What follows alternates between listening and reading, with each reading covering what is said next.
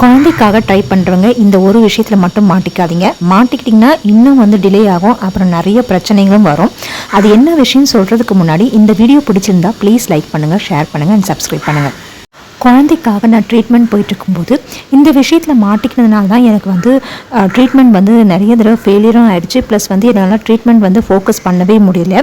இந்த விஷயத்தை அட்ரஸ் பண்ணுறதுக்கே எனக்கு பெரிய சேலஞ்சிங்காக இருந்தது. ஒவ்வொரு நாளும் இந்த விஷயத்தை பற்றி யோசித்து என்னோடய மற்ற ட்ரீட்மெண்ட் எல்லாமே என்னால் கான்சன்ட்ரேட் பண்ணவே முடியல.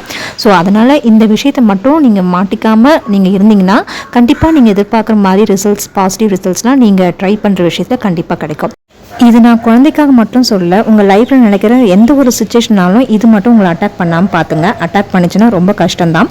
நான் எந்த விஷயத்தை பற்றி பேசுகிறேன்னு உங்களால் கெஸ் பண்ண முடிஞ்சுன்னா கமெண்ட்டில் கண்டிப்பாக ஷேர் பண்ணுங்கள். அண்ட் இந்த விஷயத்தை பற்றி இன்னும் டீட்டெயிலாக நான் நெக்ஸ்ட் வீடியோவில் ஷேர் பண்ணுறேன். Have a great day. Take care. By.